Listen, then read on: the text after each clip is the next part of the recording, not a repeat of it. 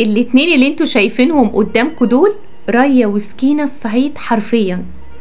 في سوهاج سنة 2017 القرية كلها اتفاجئت باختفاء طفل، وبلغوا الشرطة بس الطفل ما كانش له اي اثر، والشرطة قلبت الدنيا حرفيا، لكن الطفل اختفى.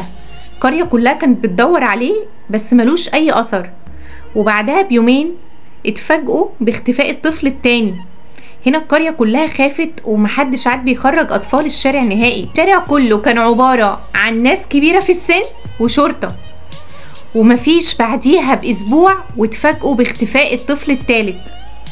الغريبة ان التلات اطفال اللي اتخطفوا كانوا من نفس العيلة، والشرطة هنا سألتهم، قالت لهم انتوا عليكوا طار او عندكوا عداوة مع حد؟ قالوا لا علينا طار ولا علينا عداوة مع حد. هنا الشرطة قررت ان هي تفتش القرية كلها بيت بيت، وتفتش كل واحد ماشي، حتى الناس اللي ماشية في الشارع. بس هنا كانت الصدمة، اختفى الطفل الرابع. هنا الشرطة اتأكدت حرفيا ان هي قدام عصابة كبيرة ومحترفة في خطف الاطفال، بس الشرطة كانت متأكدة ان الاطفال دي ما خرجتش بره القرية، لانهم كانوا عاملين كماين محدش بيدخل او بيخرج الا لما بيتفتش. ولما جم يفتشوا البيوت اول يوم ما لقوش اي حاجة. تاني يوم وهم بيفتشوا لقوا ان في ست غريبة بتراقبهم من فوق السطح، ولما ركزوا معاها خافت وجريت. هنا الضابط قرر ان هم لازم يفتشوا البيت ده حالا فورا. راحوا وخبطوا، فتحت لهم ست كبيرة، قالوا لها عايزين نفتش البيت. وفتشوا البيت لقوا البيت فيه كل حاجة طبيعية، مفيش اي حاجة. قالوا لها امال مين الست اللي كانت واقفة على السطح حالا؟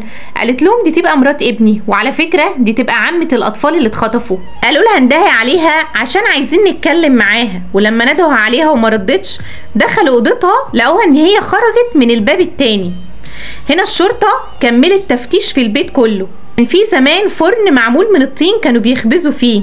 الضابط لقى الفرن ده متولع وطلع منه ريحة وحشة، فسأل الست الكبيرة وقال لها انتوا كنتوا بتعملوا فيه ايه؟ ده طالع منه ريحة وحشة، انتوا كنتوا بتخبزوا؟ قالت له لا معرفش، مرات ابني هي اللي كانت مشغلاه، معرفش كانت مشغلاه ليه. هنا الضابط امر اللي معاه ان هم يطفوا النار ويشوفوا ايه اللي كان والع. ولما طفوا النار وشافوا الرماد لقوا بقايا عظم بشرية.